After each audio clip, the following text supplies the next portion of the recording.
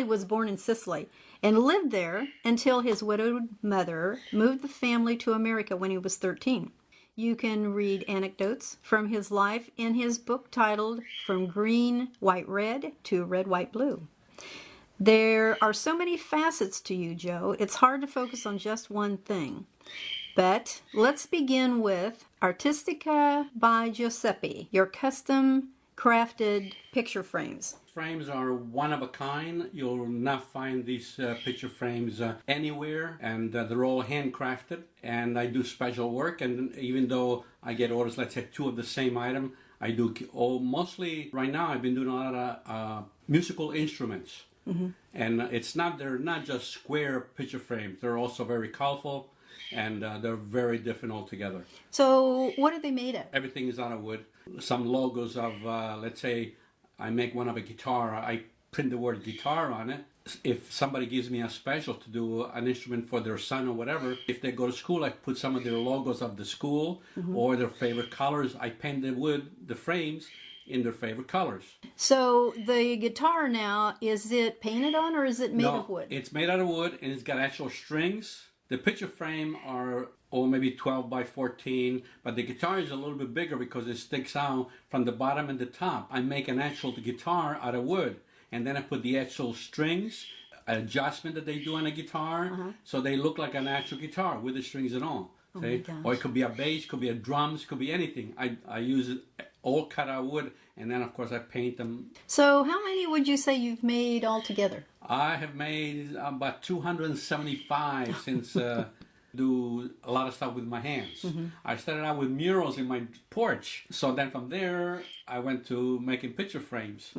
And I've had them in the Sarasota Art Center, Bradenton Art Center, and Venice. The one, it was a Village of the Arts. Yes, yes. You know, she's doing real good with that. You know, it's interesting too, when you have something so unique, you might look into museums. I did some actually for the Ringley Museum, and I saw a few there. So do you sign these like you would a piece of art? I signed it Giuseppe, and I usually put the year that I did it.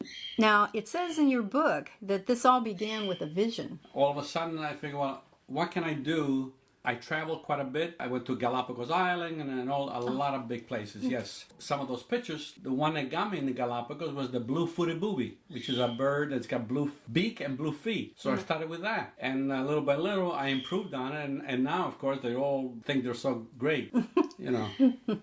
I just love how it just evolves in people. I didn't know that I paint murals. I mean, I don't know how I did it. As I go, as I start something, I see something already to do even better ahead of it all the time. Yeah. In fact, yesterday there was the soup bowls at Philippi Creek. Oh, yes. Yeah. So that was good, you know. Yeah, I've been to that event a couple times. Oh, That's very, very nice, very Yes. interesting. Tell us a little bit about your book, From Green, White, Red to Red, White, Blue. Okay, well, the green, white, red is the Italian flag, of course. That's coming over to America. Maybe I could tell you just one quick story about it. Okay. All right. Now, in my town, we were the first one to fly out of my town. It was a small town, and this was in 1947. So nobody had ever seen a plane close up. So when it was time for us to go to America, the people came to say goodbye. They didn't think that the 3 of us, my mother, my sister, and myself, would fit in that plane. Because the only planes everybody that have seen was during the war, which they didn't look that big. They looked tiny because they were so tiny, far right. up in the sky. And they would say, since it's a long trip, they probably knock you out. They give you either needles or pills, and this way you don't know, because the trip is so long, the pilots, he doesn't have any roads up there, so he could get lost. So this way, so anyway, we go to Rome, we get into this big plane. Oh my God, it had over 100 people, I think. It was late afternoon, and all of a sudden, the stewardess came with a big tray with big white pills, and everybody was taking one, and came by me. I said, no, I don't want one. I figured I want to see where I'm going. She said, oh, go ahead. Well, I took one, I stuck it in my pocket instead. So all of a sudden I hear snoring and stuff, and I said, everybody was almost zonked out. I said, thank God I didn't take one. Of course, it was so dark, I finally fell asleep, you know. 30 hours later, we land in New York. My uncle came to pick us up. So we go home, at his house. The next morning, of course, when I get up, I look around and I said, where's everybody? And my aunt says, well, they're at work.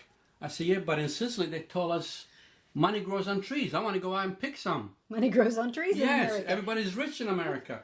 So then I go around, I look at the floors, and I go in the kitchen.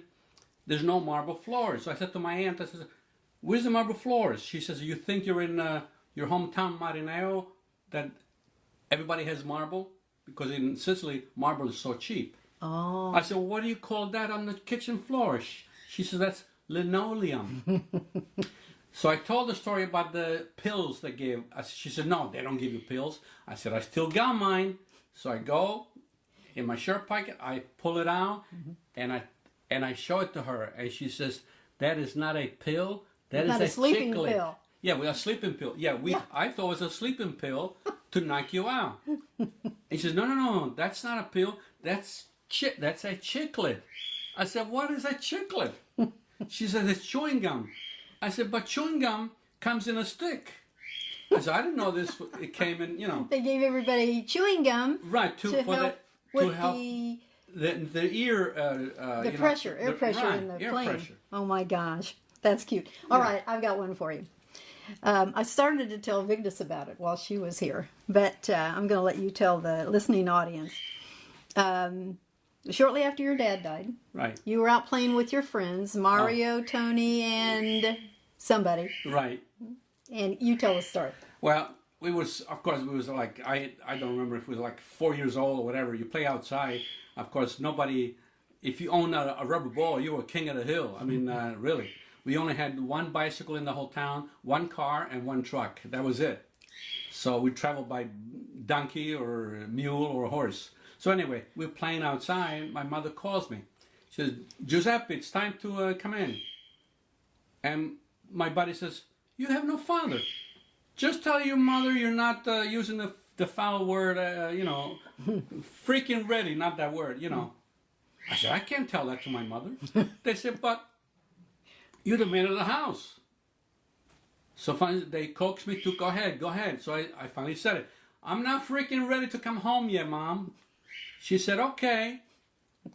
And I said, wow. It worked. It worked.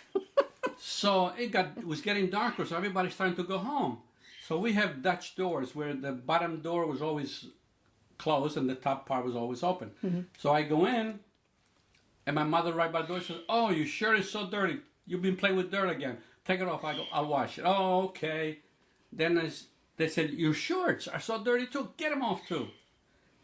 And she says, but your undershorts, oh my God, what did you do? Take those off. So I took those off. When I did that, she picked me up from under the arms and puts me over the Dutch door. She closed the top. I'm stark naked there. And I'm pounding on my door and I want to go, and my mother's yelling, are you going to still use that word on me or any of those words? No, Mom, no. Are you sure? And I'm looking around to see if my buddies are watching me. They're naked outside the door. And I'm pounding finally. Yeah, I promise, Mom, I promise. So I went in. From that age on till today, I have never used any of those foul words. In fact, my kids hardly use any. And that cured me from that. I think that is precious. I love that story. Well, there's another cute one about the book with the chiclets. Uh-huh. I introduced that to the kids in school. So now, are we in America? We're in America now. Okay. Oh, we're in America. So I talk about my book in the schools and other stories too, besides they're not in the book. And so I introduced the chiclet, tell them the same story. So I sold a few books which I didn't have. So I said, well, I'll bring them in one day, whenever you want. So I delivered these books. This was 2nd and 3rd grade. So I go in, and about 4 kids came, and they gave me a big hug. Oh, there you are. You going to stay? And they gave me a hug.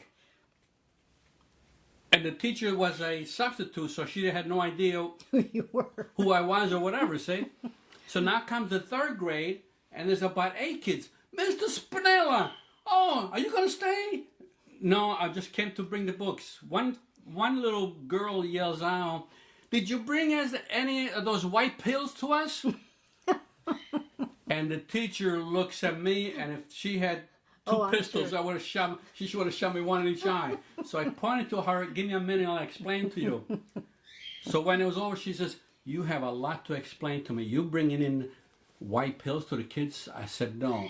So then I told the story about the chiclet, and the kids want to know whether I brought more chiclets to them. See? Yeah, and they didn't realize that's That what it they're is- called. yeah, I don't know if they even make those anymore. yes, do only they? one store that carries them. Is that right? That's right. Yeah. In fact, I wrote to the company, and I sent them a book, and they said that was very interesting. So they sent me a $10 check to buy more chiclets. Oh, cute. Yeah, that was pretty, so I thought at least I got something accomplished, you know. This is Joseph Spinella that we're talking to. And he's talking about his book From Green, White, Red to Red, White, Blue. And it has anecdotes in it from his youth, before he was 13, in Sicily. And how he grew up in this small town. What would you say the population was? 7,000 at that time. 7,000. Now Yeah. there's only 6,500. A lot of young people now are going to college Yeah. and high school. We had no college or high school, so now they're leaving Oh, yeah. to, yes. Yeah.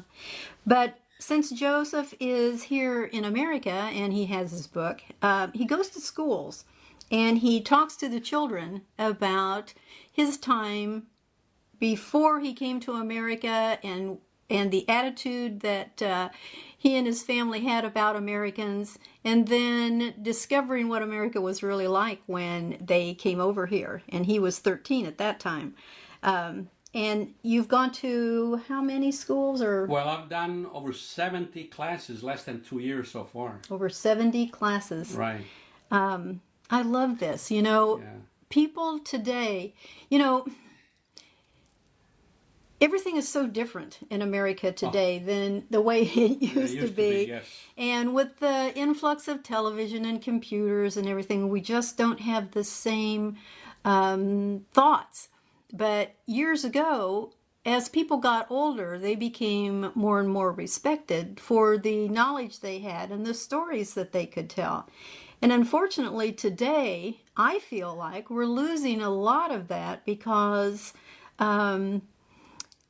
it's not promoted any longer like it was with the American Indians yes. and, you know, and just the time period. And this is such a cute book, From Green, White, Red to Red, White, Blue. You know, it's very different. It's not expensive. How much is it? It's $8.95. $8.95. Right. Yep, little paperback. And very short stories because I wrote it 30 years ago, and I finally just, my family and friends says you should get it published. So 2 years ago I got it published. So They're this- just little vignettes. Yes. I told somebody recently, I said, yeah, this is the kind of book that you just kind of carry with you, and if you get stuck in traffic, you pull it out and you read a little bit.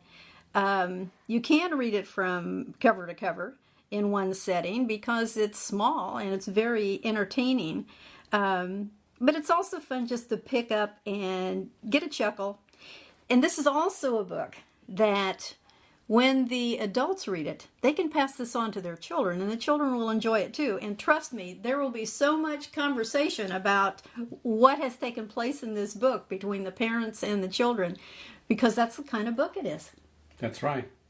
I noticed that in your book, you have a page where patches are photographed. Tell us about that. These patches, I used to have a uniform shop in New Jersey. So when I made uniforms for different counties or cities or whatever, towns, they supply me the patches. So I used to put them on their uniform. Let's say Sarasota County had their own patch for the policemen's uniforms. The mailmen had their own patches, so we used to get it from the government. So I have all these patches that I had from all different cities. I finally made it into a big flag. However, there's a few patches there. The original patches, like for instance the postal emblem, It's probably 100 years old maybe now, and it's in that flag. Now, that flag, right in the middle of the flag, there's a big patch of Galileo, the astronomer, and the American eagle. That patch, I supply the uniforms for the first flight for the astronauts. So that I put in the middle of the flag. So finally, after 30-some years, my kids didn't want it, my grandkids didn't want the flag because it's a 3 by 5, 3 feet by 5 flag. And so finally, my daughter sent it to the mayor in Wayne, New Jersey. Well, after about a week or so, his buddy from the museum saw it and he said, "Oh my God, I have to have this for my museum." So now this flag is displayed at the museum in Wayne, New Jersey. So you've done quite a few things. Oh yes, I was the youngest uniform dealer in the United States. I made the first uniform female letter carrier uniform in New Jersey. I made actually it was not really legal, some bell-bottom pants for somebody, the postman and policeman, which everybody that saw it, they figured, "Oh my God, they're in style," but they were not really legal. So I didn't do a lot. Since I did individually cutting, so I could do anything I wanted. Oh, You know. so the bell bottom, it wasn't part of the uniform. Well, they wore it Was as it? part of the uniform. Oh, they did wear it? Yeah, oh yeah, I made them exactly like it was a uniform with the stripe on the side and all. But then when the chief of police and they saw it, or the Really? postmaster in the post office, they said, "Wait a minute, you can't. It's not issue. It's not issue." Right. Well, yeah, you know. Well, I made them, or I issued the uniforms for the policeman and the postman. So, but they were not Little bit custom, legal. little custom made. Right, yeah, these were customized for just, you know, was more of a conversation piece that they, you know, that they used to use. And you managed Taffy's on... No, I didn't manage it. I worked at Taffy for about 30 years. Oh, okay. And And, that's, for those of you who don't know what Taffy's is, it's a men's store on St. Armand's Circle in Sarasota, Florida. If you're from Sarasota, everybody knows Taffy's. It used to be the best clothing store in the whole west coast of Florida. We used to get people from all over the world. And some people that came on vacation, that their neighbors used to go to Taffy, they used to come to the store because we gave out free taffies, saltwater taffy. Oh, yeah. So they come in and say, "Well, I have to have some taffy. So when I go back to my neighbor, I can show him that I was in the store that he shops." See, now today, Taffy would have to have a T-shirt with their name printed on it. Right. Now, today is not. Mr. Taffy, the original owner, is changed the way Sarasota was dressed. Yes. He was the one that changed that whole dress code. I can remember years ago, the shirts were so unique and so colorful and so stylish. I mean, yes. The one I remember in particular had huge polka dots. Yes. And that's probably, what, a 3-inch circle? Oh yeah. Well, in fact, we used to have a coat. The manufacturer made us a coat for microfiber and ultra suede in those days. Ultra suede. And to show all the colors that the ultra suede came in on, he made us a coat where the sleeve was one color, the front was another color, the back was different color, the flaps on the pockets were different color, to show. And would you know it, we had about 6 people to order one of those. Did they make it for them? Yeah, so they made it for them. I love Unbelievable. it. I love it. Yeah. Oh. So how long have you been in Florida? Well, gosh, since 1974. 74. Right. So you must have moved here from New Jersey. Right, I came from New Jersey, yes. Tell us some more stories about, well, I'm trying to think. I like the ones way back. I used to work in a blacksmith shop. I worked there about a year and a half. Now, in Sicily, well, at least in my town, if you go any trade, you don't get paid at all until the boss can say, "All right, now you know everything.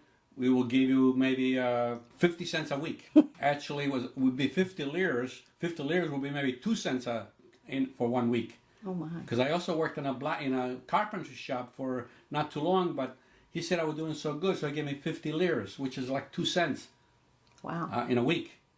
But I could buy 5 pieces of chewing gum for 2 cents. See, the stick chewing gum because we had no. Okay, so now in a blacksmith shop, I used to help make horseshoes, plows, sickle to cut down the wheat, knives, axe.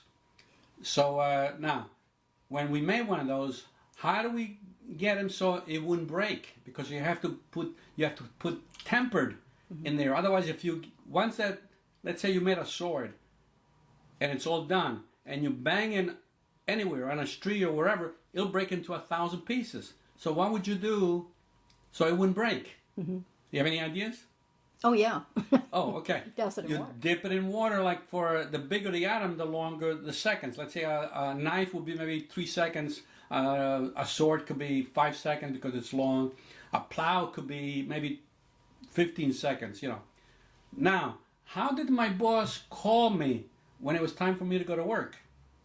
We had no telephones, no cell phones, no radios, no TV, no telegraph. So how did he call me? I had 4 rings for me. So he would ring me 4 times.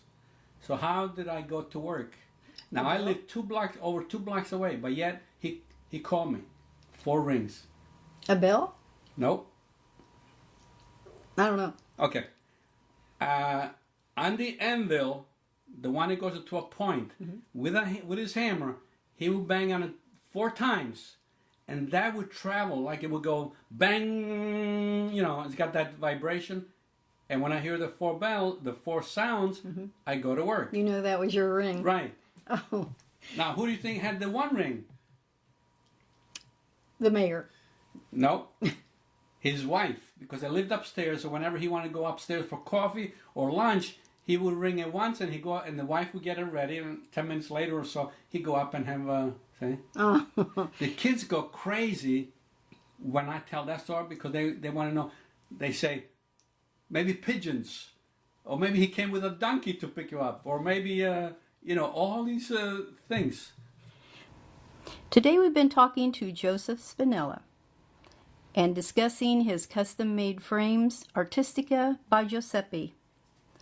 Joe also has a book out entitled From Green, White, Red to Red, White, Blue. Little vignettes of his life in Italy as a child and the opinions and thoughts that they had of America before they moved here. This is Artist Kaleidoscope with Nancy Tansy Busher. Thank you for joining us.